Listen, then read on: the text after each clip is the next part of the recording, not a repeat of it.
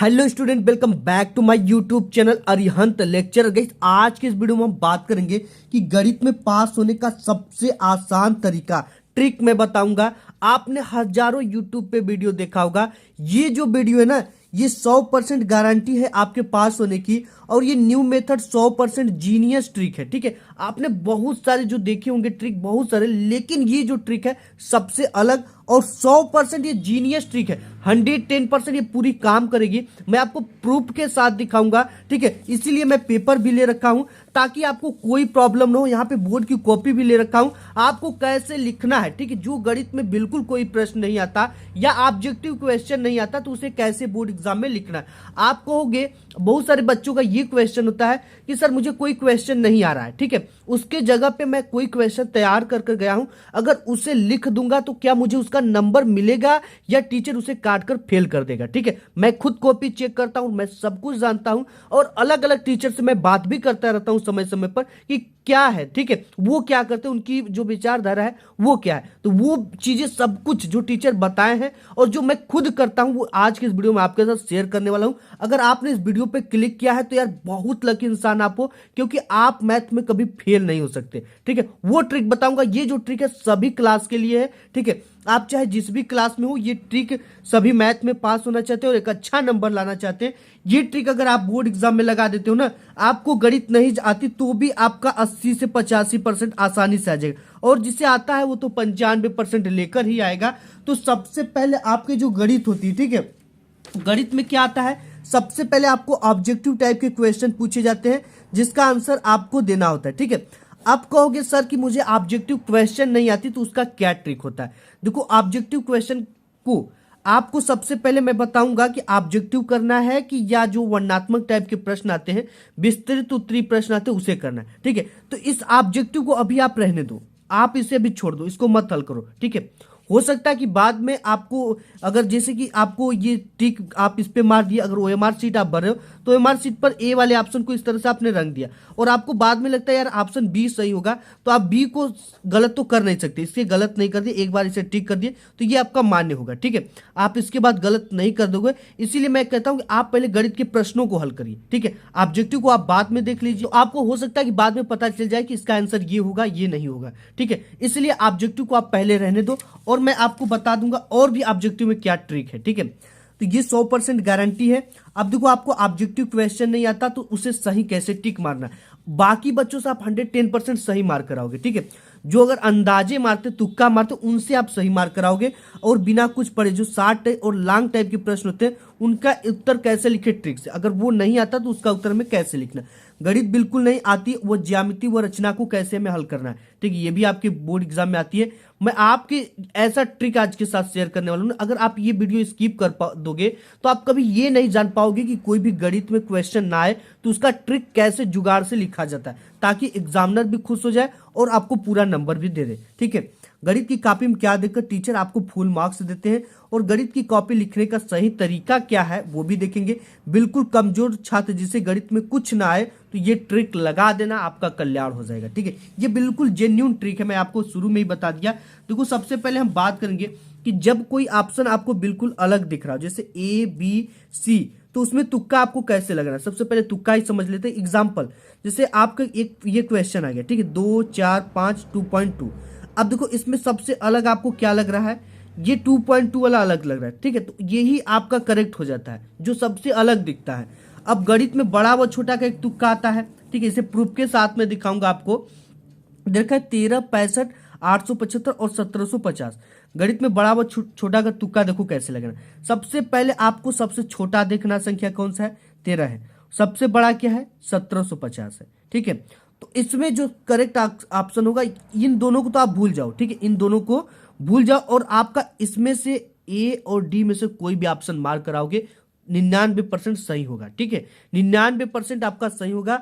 और देखो, सबसे ज्यादा कौन सा ऑप्शन सही होता है बोर्ड एग्जाम में, सबसे ज्यादा ना शुरुआत में ए और सी सबसे ज्यादा सही होने वाले ऑप्शन है शुरुआत में, और अंत में जाते जाते आपको 10 के बाद बी और डी ऑप्शन सही होने लगते हैं। ठीक है, बी और डी, ये मैं प्रूफ आपको दूंगा। तीनों का, ठीक है। आइए प्रूफ देख लीजिए। पहले यहाँ पे मैंने बोर्ड का पेपर हल कराया था, तो इसमें आप देख सकते हो, ठीक है। प्रूफ आपके साथ मैं दिखा दूं। सबसे पहले यहाँ पे ए वाला ऑप्शन सही हो रहा है, इसमें देखो, ठीक है। ए वाला ऑप्शन सही हुआ। ए और बी शुरुआत में हमें बताया कि ए और सी करेक्ट होते हैं, ठीक है। यहाँ पे 1 2 20 करेक्ट हो गया। इसके बाद देखो यहाँ पे सी सही हुआ है, यहाँ पर सी सही हुआ है, ठीक है। ये सही हुआ है, ए सही हुआ है। इसके बाद यहाँ पे देख सकते हो सी सही हुआ है, ठीक है। शुरुआत में यानी आपके लगभग 85% जो ऑप्शन होते हैं वो ए और सी सही होते हैं शुरुआत में, ठीक है। तो आपको ए और सी पर तुक्का मार देना है, अंदाज सही, ये करेक्ट आपका हो जाएगा। अदर छात्रों से आपका 110% सही होगा, ठीक है। तो ये हो गया। अब इसके बाद गणित में छोटा वो बड़ा का तुक्का क्या है। अब देखो जैसे इसमें आप कई तो प्रूफ देख लो। यहाँ पे देखो इन सामने बताया कि सबसे छोटा और बड़ा को देखो। इसमें सबसे छोटा क्या है 30 अंश है और सबसे बड़ा क्या है 98, तो इसमें छोटा सही हो गया, ठीक है।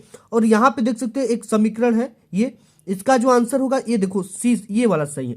अगर इसमें 2 का भाग दोगे तो यहाँ पे 2.5 आएगा और इन सभी में भाग दोगे तो ये सभी बड़ा होंगे, ठीक। तो ऑप्शन आपका ये वाला करेक्ट हो गया। और भी इसमें मैं दिखा दूं आपको, यहाँ पे ये देख सकते हो कि इसमें क्या क्या ऑप्शन सबसे ज्यादा सही हुआ है, ठीक है। यहाँ पे सी सही हुआ है, यहाँ पे ए और यहाँ पे सी और यहाँ पे तो बी हुआ है। अब जो अक्सर ऑप्शन सही होता है ना वो सी ऑप्शन सही होता है, ठीक है। ए और सी आपके सबसे ज्यादा ऑप्शन करेक्ट होते हैं बोर्ड एग्जाम में। तो और इसके बाद बड़ा छोटा का हमने बता दिया, और ये जो सबसे अलग होता है इसका बता दिया। अब एक चीज आपको बता दें कि गणित में जितने भी कठिन सवाल होंगे यानी जो समीकरण वाले प्रश्न होंगे उनका आंसर ए होगा। जैसे यहाँ पे है 2x + 3x - m = 0 का एक मूल -1 है, तो m का मान क्या होगा, ठीक है। अब देखो इसमें एक मूल क्या है -1 है, एक मूल -1 है ना, तो इसका ऑप्शन पहला -1 वाला करेक्ट हो जाएगा, ठीक है। इसका मैं और भी आपको प्रूफ दिखा देता हूँ ताकि आपको वो यकीन हो सके, ठीक है। यहाँ पे एक मैथ का पेपर हमारे पास, और इसमें देख सकते हैं एक समीकरण 5x² - 3x + 2 = 0 के मूलों का योग होगा, ठीक है। तो यहाँ पे मूलों का योग क्या हो गया 3/5। इसको कैसे देख सकते हो, प्रूफ भी मैं आपको यहाँ पे बता दूं। जैसे यहाँ पे मूलों का योग जो होता है अल्फा + बीटा बराबर होता है -b/a, ठीक है।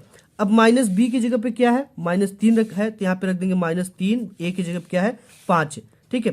तो -3/5 और यहाँ पे माइनस लगा तो माइनस माइनस प्लस हो जाएगा, ठीक है। ax² + bx + c = 0 से हम कंपेयर किए तो a बराबर हमारा क्या निकल गया 5 और b बराबर -3। तो यहाँ पे देखो ये समीकरण वाला ऑप्शन जब भी सही होता है तो अक्सर 99% ए वाला ऑप्शन करेक्ट होता है, ठीक है। बहुत सारे ऐसे क्वेश्चन आते हैं जिस क्वेश्चन में दोनों ऑप्शन थे उसमें तुक्का कैसे लगाए। जैसे यहाँ पे 2 त्रिभुज समरूप होते हैं, यदि इनके संगत कोण बराबर है, इनकी संगत भुजाएं एक ही अनुपात में समानुपाती होता है, उपयुक्त ए व बी दोनों, अगर ऐसा ऑप्शन आता है ना तो ये 99% करेक्ट होता है। इसे आंख बंद करके मार के चले आना, ठीक है। अगर आ रहा है तो अच्छी बात है, नहीं आ रहा है तो इसको मार देना। अब देखो आप अगर ये भी ऑप्शन आता है कि 4 ऑप्शन दे देगा, उसमें बोलेगा कि उपयुक्त सभी या ए सभी, तो ये 99% सही होते हैं, ठीक है। इसको आप मार देना। अब देखो आपके वर्णनात्मक प्रश्न आते हैं उसको कैसे हल करना। स्टार्टिंग इज इंपॉर्टेंट मैथ में होता है, यानी मैथ में स्टार्ट आपको कैसे करना है, टीचर को यकीन ना हो कि आपने जुगाड़ लगाया है, ठीक है। मैथ में सबसे पहले तो आप जानते हो कि स्टेप मार्किंग होता है। इसके लिए मैंने यहाँ पे बोर्ड का पेपर ले रखा है और इसमें आपको आता है वर्णनात्मक टाइप के प्रश्न, ठीक है। यहाँ से खंड ब लघु उत्तरी टाइप के प्रश्न। अब इसको हमें कैसे हल करना है, ठीक है। देखो यहाँ पे सबसे पहले क्वेश्चन दे रखा है 21 नंबर कि सभी खंड कीजिए। पहला है कि यदि समीकरण a = x² + 5x + 8 तथा b = -2 हो तो a + b का मान ज्ञात कीजिए। इसको कैसे हल करना है आपको बिल्कुल नहीं आ रहा है, ठीक है। आइए देखते हैं आंसर शीट पे। देखो हमने कॉपी लिया और कॉपी लेने के बाद हमने एक स्केल से ज्यादा की दूरी लेकर पाई खींच दिया और खंड ब हम करें खंड ब डाल दिया। यहाँ पे खंड ब में लघु उत्तरी प्रश्न है तो लघु उत्तरी प्रश्न डाल दिया। प्रश्नोत्तर संख्या डाल दिया 21 है तो यहाँ पे 21 डाल देंगे, ठीक है। और 21 का कौन सा हम हल करें क नंबर, तो यहाँ पे हमें क नंबर को इस तरह से आपको डालना है, ठीक, जैसे मैं डाल रहा हूँ। अब देखो इसके बाद ये आपको बिल्कुल नहीं आता, ठीक है। तो सबसे पहले जो जो क्वेश्चन पेपर में मान दिया गया उसे हम चिन्ह के साथ लिखेंगे, ठीक है। तो हम लिखेंगे सबसे पहले हमें दिया है, जो जो वैल्यू दिया है उसे हमें लिखना है, ठीक है। दिया है क्या क्या दिया है, यहाँ पे a बराबर दे रखा a बराबर x² + 5x + 8, ठीक है। और फिर b बराबर कितना दे रखा है, यहाँ पे दे रखा है b बराबर -2। अब हमें पूछ क्या रखा है a + b, तो हमें ज्ञात करना है क्या ज्ञात करना हमें a + b बराबर क्वेश्चन मार्क, ये चीजें हमें हल ज्ञात करना है। ठीक है, अब यहां से हम लिखेंगे हल, ये क्या लिखेंगे यहां से हल। अब हल के लिए देखो इतना चीजों के लिए आपको कहीं जाने की जरूरत नहीं पड़ा, ना ही कहीं भटकने की जरूरत पड़ा। हमने स्पष्ट स्पष्ट यहाँ पे जो जो चीजें लिखा था दिया है, ए बराबर इतना, बी बराबर इतना, ज्ञात करना है ए प्लस बी। अब देखो ए प्लस बी, जैसे यहाँ पे ए का वैल्यू है तो आप ए के वैल्यू की जगह पे भी मान दिया है और बी की जगह पे भी जो मान है वो दिया है। ठीक है, अगर आप इतना करके 2 नंबर का इतना कर कर आओगे तो आपको आधा नंबर मिलेगा ही मिलेगा, 110% गारंटी। इतना कर कर आओगे, मैथ ये कहता है कि आप अगर क्वेश्चन लिख कर आओगे, चाहे जितने नंबर का क्वेश्चन है, अगर आप लिख कर क्वेश्चन केवल उतार के आते हो तो भी आपको आधा नंबर मिलेगा। लेकिन आपने क्वेश्चन से ज्यादा चीजें किया है तो आपको यहाँ पे 1 नंबर भी मिल जाएगा। ठीक है, कैसे मिलेगा, देखो जैसे यहाँ पे ए प्लस बी हमसे पूछ रखा है, ए का वैल्यू दे रखा है, यहाँ पे सिंपली रख देना, जैसे यहाँ पे x square plus 5x plus 8। ठीक है, और b की वैल्यू क्या है, -2 है, तो यहाँ पे -2 हम रखेंगे। ठीक है, अब इसके बाद देखो हम ये स्टेप आपको क्यों बता रहे हैं। अब इसके बाद जैसे आप नेक्स्ट स्टेप करते हैं तो आपको इस तरह का एक एरो लगाना है। ठीक है, इस तरह का फिर एरो नेक्स्ट स्टेप के बाद आपको लगाना है। इससे एग्जामिनर को ये पता चलता है कि आपने इसके बाद नेक्स्ट स्टेप किया है। ठीक, जैसे यहाँ पे हमने इसको हल करना है तो इसको ये हो जाएगा आपका x square plus 5x plus 8 और ये हो जाएगा आपका -2। ठीक है, अब इसके बाद अगर हमको करना, अगर यहाँ पे 0 दिया तो 0 लगाते चलेंगे। ठीक है, अगर 0 दिया है तब, नहीं दिया तो नहीं लगाएंगे। इसके बाद फिर इस तरह का स्टेप करना है आपको, फिर यहाँ से एक्स स्क्वायर प्लस 5x और 8 में से 2 गया प्लस का 6। ठीक है, इस तरह से अगर आप इतना भी कर आओगे तो आपको 1 नंबर मिल जाएगा। यानी अगर क्वेश्चन भी उतार देते हो मैथ में ना तो भी आपको 1 नंबर मिलेगा, लेकिन आप कॉपी की शुरुआत अच्छे से करो। ठीक है, स्टार्टिंग इज इंपॉर्टेंट होती है, तो यहाँ पे ये सब चीजें डाल कर लिखना और इतना कर आओगे तो आपको 1 नंबर। देखो ये बिल्कुल मुझे पता नहीं था। ठीक है, इतना तक भी तो किए तो आधा नंबर आपको मिलेगा। इसके बाद बात कर लेते हैं, जैसे यहाँ पर और भी क्वेश्चन है कि यदि समीकरण इतना बराबर, तो इसको भी उसी तरह रखना है। ठीक है, और यहाँ पे जैसे क्वेश्चन है कि 6 सेमी त्रिज्या वाले एक वृत्त के त्रिज्यखंड का क्षेत्रफल ज्ञात कीजिए जिसका कोण 60 अंश है। देखो अगर ये चीजें हमें बिल्कुल भी ना पता हो तो हम इसको कैसे लिखेंगे। ठीक है, घ, तो यहाँ पे अब प्रश्नोत्तर संख्या एक बार डाल दिया ना तो उसका क ख ग घ सब करते जाएंगे, केवल उसमें जैसे यहाँ पे हम आपको डालने की जरूरत नहीं है ये चीजें। ठीक है, घ नंबर करें तो यहाँ पे हम केवल लिख देंगे घ। अब इसमें क्या दे रखा है कि 6 सेमी त्रिज्या। ठीक है, तो हम लिखेंगे कि दिया है प्रश्नानुसार दिया है। ठीक है, इतना आपको लिखना है कि प्रश्नानुसार दिया है। आपको इस तरह से भी लिख सकते, जैसे मैं यहाँ पे आपको बता दूं, सबसे पहले आप लिखो प्रश्नानुसार, कामा लगा देना है। अब लिखना है दिया है, अब जो वैल्यू दिया उसको आपको लिखना है। 6 सेमी त्रिज्या, आर बराबर कितना दे रखा है, 6 सेमी। ठीक है, अब सेमी हिंदी में लिखा तो आप हिंदी में लिखना, आपको कुछ ना आए तो। ठीक है, इसके बाद देखा है त्रिज्यखंड के क्षेत्रफल ज्ञात कीजिए जिसका कोण 60 अंश, और थीटा बराबर कितना दे रखा है, कोण 60 अंश दे रखा है। ठीक है, अब देखो सब कुछ यहाँ पे हमें दे रखा है। अब हमसे क्या पूछ रखा है, त्रिज्यखंड का क्षेत्रफल हमें निकालना है। तो हम जानते हैं कि जो त्रिज्यखंड का क्षेत्रफल का सूत्र होता है, ठीक है, ज्ञात करना, हम लिखेंगे यहाँ पे ज्ञात करना है क्या, त्रिज्यखंड का क्षेत्रफल हमें ज्ञात करना है। त्रिज्यखंड का क्षेत्रफल। अब देखो इसका जो फार्मूला अगर आप जानते हो तो फार्मूला भी लिख कर आना। ठीक है, उसके भी आधे नंबर मिलते हैं। इतना आपने कर दिया, आधा नंबर मिल गया। अगर इसका हम जानते हैं कि त्रिज्यखंड का जो फार्मूला होता है वो कितना होता है आपका, θ/360 अंश गुणित पाई आर का स्क्वायर, ये फार्मूला होता है। ठीक है, अगर फार्मूला जानते हो तो इतना लिख कर आना, इसका भी आपको नंबर मिलता है। देखिए इस क्वेश्चन में आपके घ नंबर में अगर आप चित्र, जैसे यहाँ पे 6 सेमी त्रिज्या एक वृत्त का त्रिज्यखंड का, तो ठीक है, सबसे पहले आप एक वृत्त बना लो। वृत्त बनाना इसलिए इंपॉर्टेंट है, तो इसके भी आपको नंबर बोर्ड एग्जाम मिलते हैं। ठीक है, 6 सेमी त्रिज्या के एक वृत्त के एक त्रिज्यखंड का क्षेत्रफल ज्ञात कीजिए जिसका कोण 60 अंश है। ठीक है, एक छोटा सा इसका त्रिज्यखंड है और इसके केंद्र से ये बना हुआ है। इसकी त्रिज्या 6 सेमी दे रखी है और इसका थीटा जो है 60 अंश दे रखा है। ठीक है, तो आपको इस तरह से लिखना पड़ता है ये चीजें। अगर ये बना दोगे तो इसका भी आपको नंबर मिलता है, आप इसको छोड़ना मत। ठीक है, इसके बाद नेक्स्ट बात कर लेते हैं कि जैसे ये आ गया, ये भी आ गया कि अगर कोई रचना आ गया आपके बोर्ड एग्जाम में, ठीक है, तो उसको कैसे हल करना। जैसे यहाँ पे है कि एक लंबवृत्तीय शंकु की त्रिज्या 6 सेमी है। तो आपको शंकु कैसे बनाना है यहाँ पे हम आपको दिखा देते हैं। प्रश्नोत्तर संख्या डाल देना है और ये किस नंबर का क्वेश्चन है, च का। तो यहाँ पे हमें च डाल लेना है, ठीक है। हम च डालें। अब इसके बाद एक लंबवृत्तीय शंकु, शंकु को हम जानते हैं कि लंबवृत्तीय शंकु किस तरह का होगा, कुछ इस तरह का होगा। इसे हमें बनाना है, ठीक है। जो चित्र उत्र अगर आ गया, जो भी रचना आ गया, उसको जितना समझ में आ रहा है उतना आप कर कराओ।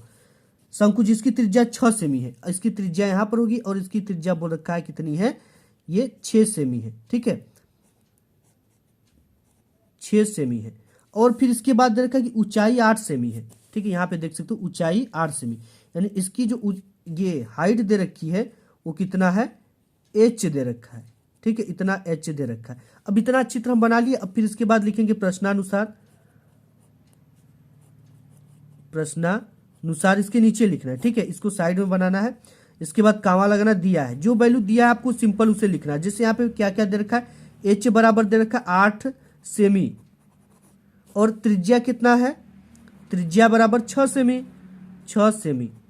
इस चीज को आपको लिखना है। इतना भी लिख कर आओगे तो 1 नंबर आपको मिलेगा, ठीक है, आपके नंबर नहीं कटेंगे। इसके बाद और भी क्वेश्चन है, जैसे इसमें आ गए हम कि एक ठोस एक अर्धगोले पर खड़े एक शंकु के आकार का है, जिनकी त्रिज्या 1 सेमी तथा शंकु की ऊंचाई उसकी त्रिज्या के बराबर है। इस ठोस का आयतन पाई के पदों में ज्ञात कीजिए। ये क्वेश्चन आ जाता है, तो इसे कैसे हमें हल करना है। अब देखो बहुत सिंपल है इसको हल करना, ठीक है।